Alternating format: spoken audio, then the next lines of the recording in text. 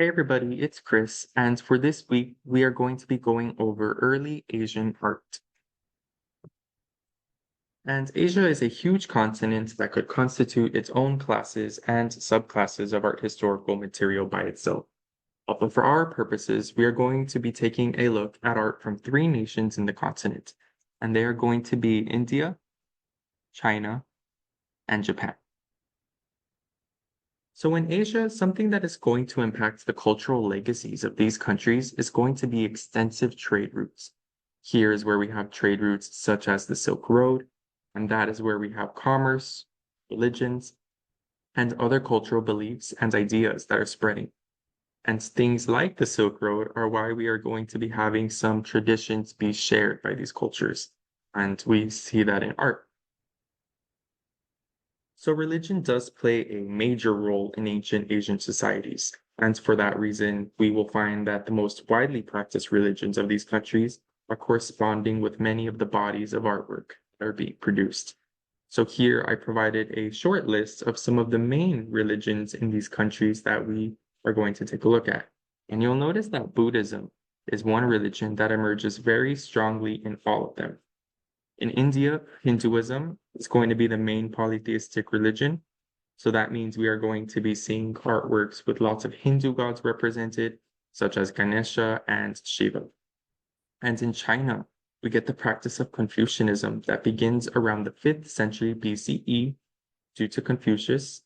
And he was this infamous philosopher who promoted things such as ancestral worship and many other virtues that become important in China. Shintoism is going to be the religion that originates and for the most part stays in Japan. And it's difficult to date this religion because it's so old. There's actually no specific creator or time period that we know of that this religion began at. But on the right, we are seeing this depiction of four deities in a mountain named Mount Koya.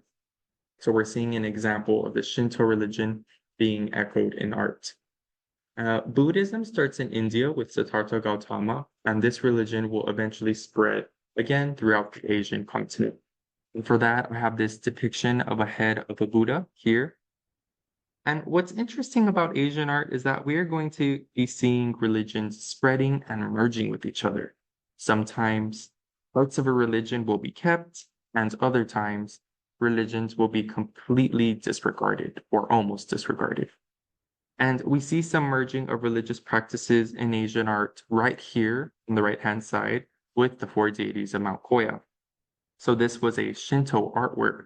It was made for a Buddhist monastery. So we can see through something like this how these different religions are being absorbed.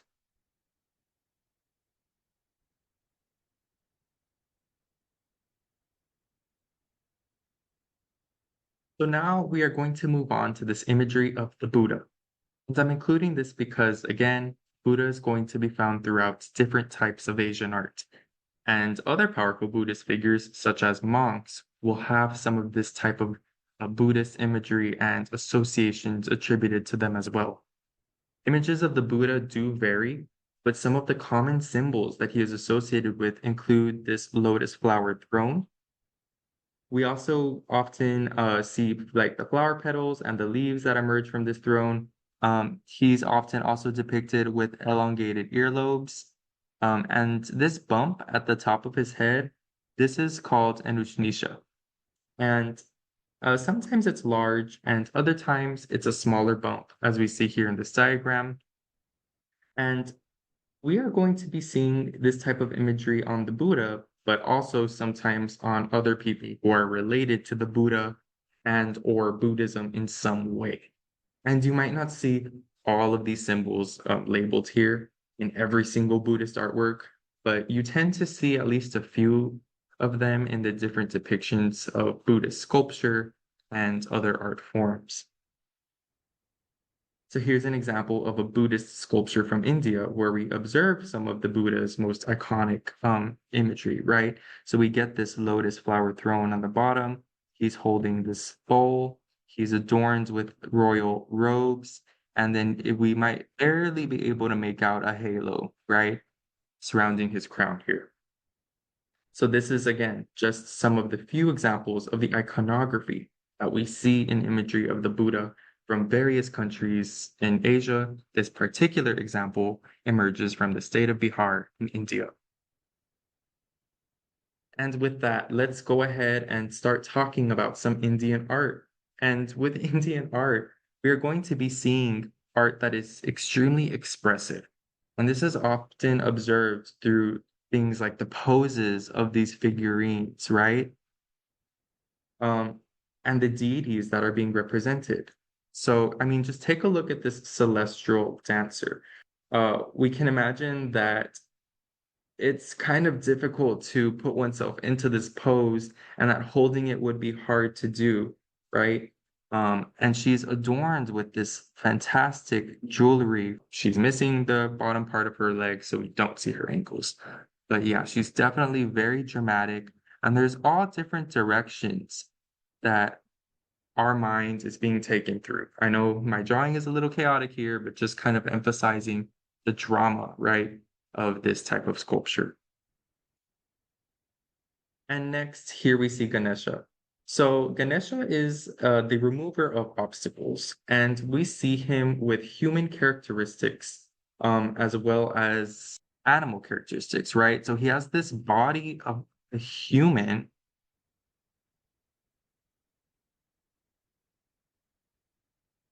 but then he notoriously has this elephant head. So we often see that this type of depiction of Ganesha alludes to his divine wisdom. He's anthropomorphic. So, yes, he has that mixture of human and animal traits.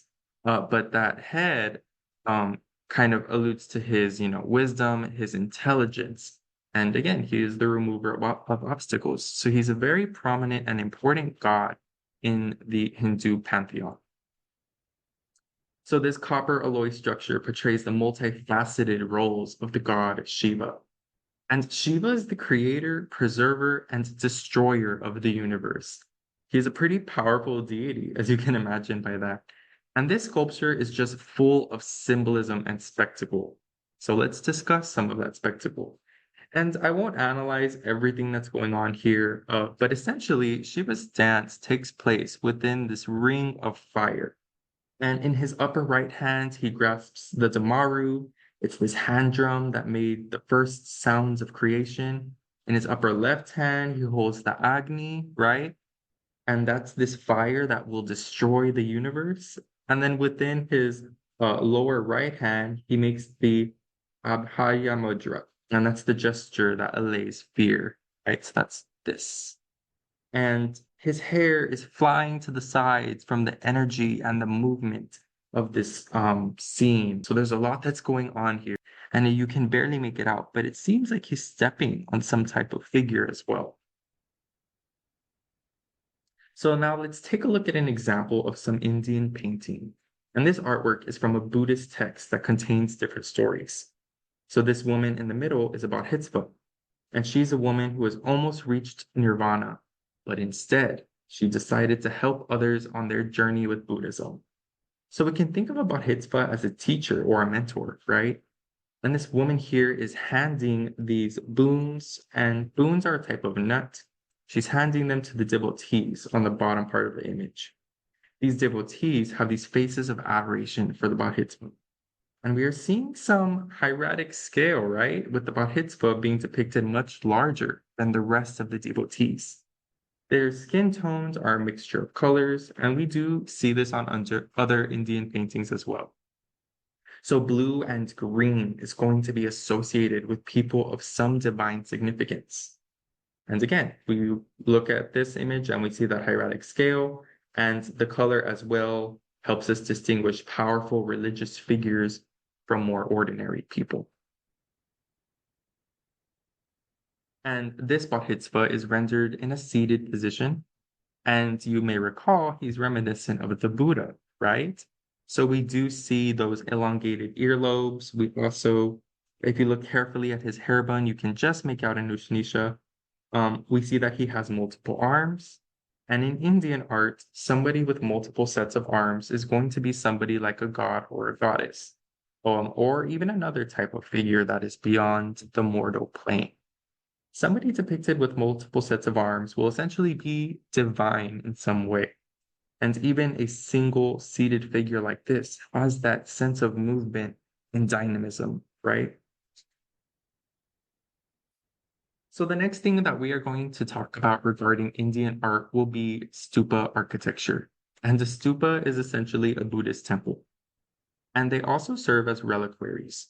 So here with this image, we see that stupa, which has this domed shape, and it's way up top, um, where we see that reliquary. So the stupa has a dome shape, and that reliquary is way up top. And a reliquary is a container of relics, just like it sounds. And relics are going to be items such as body parts or even the clothing of a religious figure who is to be worshipped at these temples.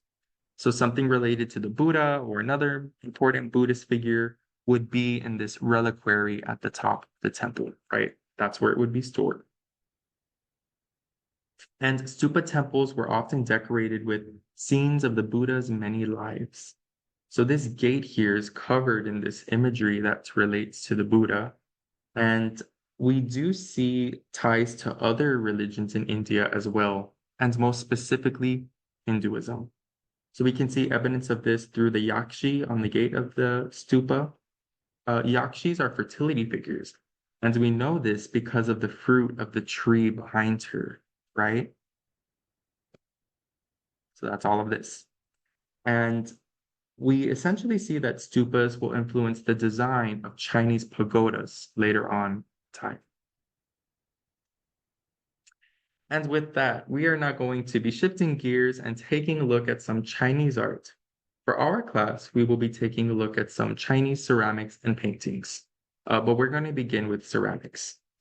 Pottery has this long-standing tradition in Chinese history, and their pottery is going to be very polished. And that the history of this pottery goes back to the Neolithic periods and extends into today. So some glazes in Chinese ceramics are going to be specific to certain time periods or even regions in China.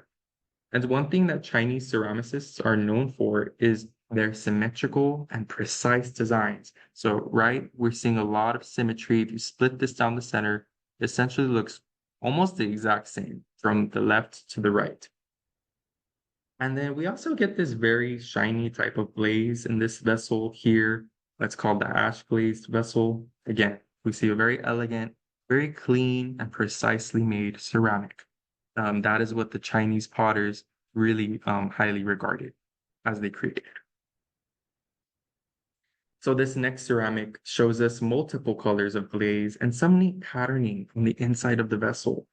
And it was made about 1,000 years later from our previous example. But we do see some consistency, right, in the things that are important to these Chinese potters, which includes that symmetry and that eloquent patterning and the use of glazes, which could be in one color or in many, like this. And again, that does depend on what region and time in China that we are looking at, because China is a big place. We're not going to take a look at too much bronze work in China, but I wanted to show you all this cocoon-shaped vessel because bronze working was an important concept for Chinese artists. And in bronze, we see some of those same qualities of symmetry and luscious design being implemented. You'll notice that this work is green, and green is not the color of bronze. Bronze is more of a shiny orange-brown color, right? Think of a penny. But what happens to bronze over time is oxidation, and that causes the material to rust. And rust on a bronze surface will make that surface appear green, just like this. Here's another small bronze sculpture. It's a zoomorphic vessel showing a rhinoceros, and it's actually missing its lid that would have been on top. This vessel is interesting because it's one of the only lifelike or naturalistic animal forms that doesn't feature like hybrid creatures or surface decoration. So we get he has 3 toes here, right, on each of his legs. He has 2 horns. So this is referencing a very specific type of rhino. And again, we see that the oxidation that happens over time has turned this bronze work into this green type of surface. And here again are some more ceramics. And what I want you all to take from these is that there are intricacies in the clean surfaces and other patterning or designs on them. We won't get into it for this class, but porcelain is going to be a type of material in China that Chinese potters absolutely admire. It's technically a type of ceramic technique, but it has something of a different quality to ceramic clay that we are more familiar with. All right, and now we're going to take a look at some landscape painting and calligraphy. And what we will see here is the merging of literature and the visual arts, or the combining of writing and imagery in Chinese paintings. And those who are commissioning or even making these artworks are going to be the elite and other important religious figures, nobles, or even emperors. Concepts like fluidity and balance become an essential part of the artistic process. And that's something in Confucianism, but it's also in Taoism as well. So on this slide, we see a kind of painting that refers to Taoism, and that's a religion in China that emphasizes humankind's relationship to the environment. Well, Shi was an artist from the Northern Song dynasty of China, and he was a painter in the Imperial Art Academy of the time. So essentially, he was hired by the emperor. And we see in this painting a paradise, right, with the mountains and the rivers and the water, all functioning as the yin and the yang, respectively. So that's the light and the dark. And this painting is actually about 5 feet tall, and it's something you would have had to stand in front of in order to take all of the details the painting in. And this painting, again, it was done on a scroll. It probably once had a much lighter background, but the silk has faded with time and it's become this darker yellow green today. Something I really want you all to take from this is how insignificant that the Chinese are considering their architecture in comparison to the luscious and awesome landscape. So we barely see the architecture and these pagodas, but what's really being emphasized is all of this natural landscape. So again, we are really seeing how Taoism stresses that humans are merely the fabric of the universe. And this next painting is by the painter Chu Ding, and I can honestly only describe this as immaculate. I barely have words for this. It's this masterpiece of Chinese landscape ink painting, and it shows us how nature is superimposed over humankind. So again, I want you all to understand that there is an appreciation for nature, but this appreciation for nature invites room for contemplation of somebody's place in the world. When you stare at these paintings in real life and they're so large, you might get that aura. And these paintings often include some type of poems or calligraphy writing that invite people to think philosophically about what is being presented. And we even get signatures as well too. So we can barely make it out here, but you see some pagodas in the foreground. So there's references to city life, but what's beyond that, beyond the scope of that, is going to be this absolutely impressive landscape, right? And think about it, we are in the lands near the Himalayas, so we have all types of very intriguing landscape around us. And this next video, you all will have to watch on your own time.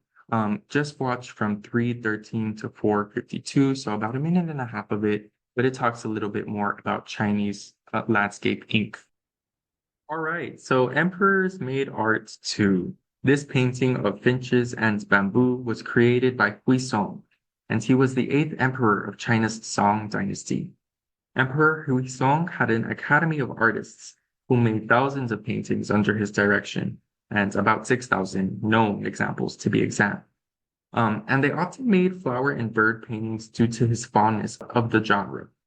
And Emperor Huizong is said to have preferred that artists capture the spirit of a subject, and he preferred this to realism. So literature, calligraphy, and poetry are going to have a prominent place in Chinese landscape. So literature, calligraphy, and poetry are going to have a prominent place in Chinese paintings. But we even have cases where poetry is the main subject of a Chinese inkwork. So the calligraphy that we see here is actually a copy of the Ballad of Mulan, and it tells us this story of a now infamous woman in Chinese legend, and she took her injured father's place in the army. I won't read all of what this says, but on the bottom, Mulan was asked by her soldier comrades why she fought for China. She states in the poem, quote, "They say the male rabbit likes to hop and leap, while the female rabbit lays idle by. But in times of danger, when two rabbits run side by side, who can tell the male from the female?" End quote. So the poem ends with saying, quote, "Mulan's glory spread through the land, and to this day we sing of this brave woman who loved her family and served her country, asking for nothing in return." End quote. So I wanted to include this because again, it's awesome to see the ways that history is recorded through art and how that impacts the things like the buildings we walk into, the shoes we wear, and in this case, the movies we may have watched. So earlier, I talked about how Indian stupas have influenced Chinese pagodas, and pagodas in their earliest forms functioned as Buddhist temples. They began more so as watchtowers. But as Indian stupas are beginning to come into play, the Chinese pagodas at the very top, there's this reliquary, right, that we see. And these reliquaries were meant to hold those types of relics belonging to the Buddha or referencing the Buddha.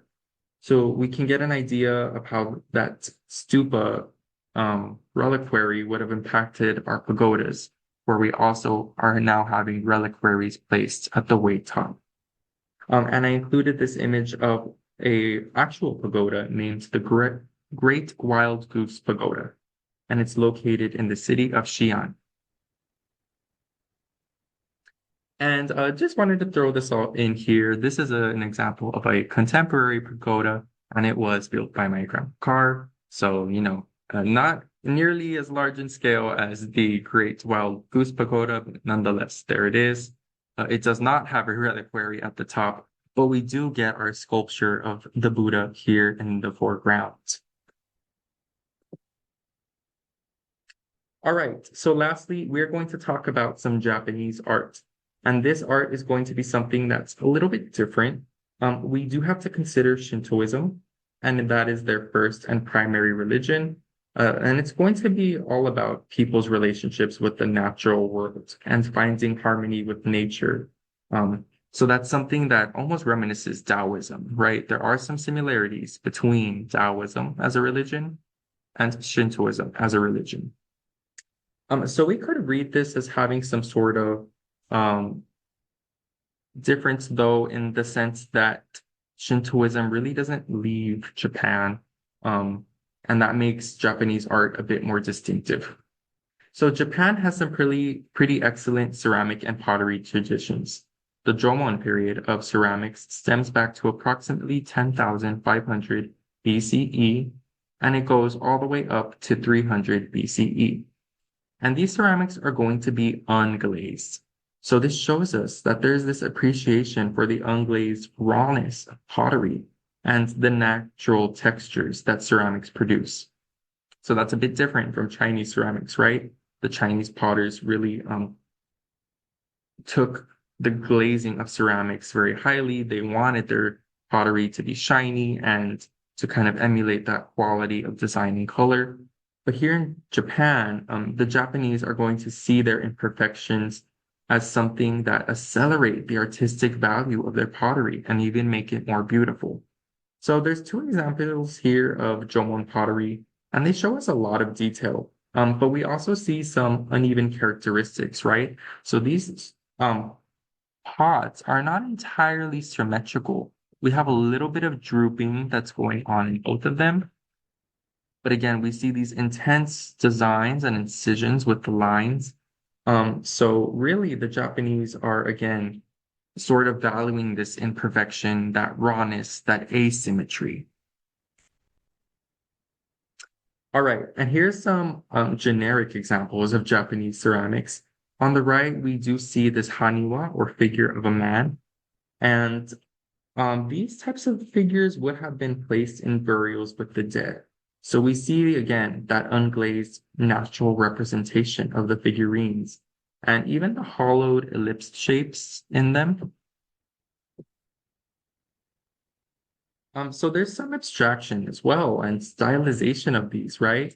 And on the left, we do see two images that are slightly outside of the time frame for this class. But nonetheless, they show us some of the preference by the Japanese for the imperfections that enhance the beauty of their ceramics, right? Again, we see that unevenness, we see that rawness of this ceramics and that unglazed appearance as well. These vessels could even look a little bit unfinished to our eye today, but nonetheless, they were used and regarded in a high manner. And the vessel on the bottom actually stored tea leaves, while the bowl on the top was the type of bowl somebody would drink tea from. So the one on the bottom stores the leaves, and then we drink the tea from the one on the top.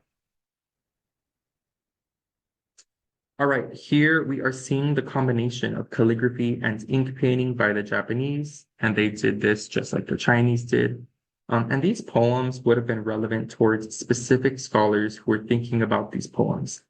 So here we see Orchids and the Rock, and this is a ink on paper work from the 14th to 15th century. And these were often done on hanging scrolls, hence this vertical design. Um, Somebody would have put this on their wall and then they would have sat in front of the scroll painting and contemplated the meaning of the poem to the painting and vice versa. Sometimes there's things in nature like this, and other times we do get some more grand landscapes, like in China. And then sometimes we even get representations of people. But yeah, we definitely have this tradition of calligraphy still here, and then artwork about said calligraphy. And here is the segment of the Lotus Sutra, where we can also see how calligraphy and writing was an art form in and of itself. Sort of like the Ballad of Mulan, we are only seeing a poem represented. There's no visual imagery, but there's this careful type of gold leafing that's been done and that is highlighting different parts of your poem, right? And that's also, the gold leafing is also supposed to enhance the artistic value of this type of work. So on this slide, we have a section of a horizontal scroll that is Shinto in origin. This is part of a much larger horizontal scroll, references the legends of the Kitano Tenjin Shrine. This artwork references the process of how this poet or scholar essentially becomes deified as a god after his death. So we are seeing some of the myths and the legends associated with him. And we do have this very colorful imagery and then this writing that is supplementary to this imagery that tells us the story of this scholar. And we get that writing on the left-hand side here instead of above. So overall, we get lots of interaction between calligraphy and the landscape and whatever scene may be going on, right, in an artwork. So that is something that is prominent in both China and Japan. All right, and lastly, we are going to talk about some Shinto shrines. We looked at some religious structures in India and in China, so now let's take a look at one from Japan. The basic structure of a Shinto shrine is based on Neolithic granaries. And there's no association here with Chinese pagodas or with Indian stupas. These shrines function as houses for the kami, which are deities who are worshipped in Shinto practice. And these kami can take up forms as animals. They can live in plants or even exist in natural forms such as rocks and waterfalls. You'll see all different kinds of deities who are inhabiting various types of nature. And these shrines are extremely spiritual and renowned. And that means that usually pictures are not allowed of them. But you can go and photograph these things called torii. And torii are these gates.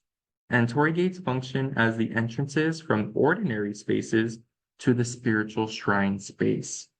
They're usually painted in this very bright red color, and so they mark that entranceway intuition to a shrine or some other spiritual space, of which that spiritual space would not be appropriate to photograph.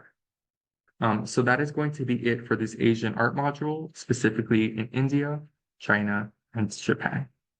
Please let me know if you have any questions.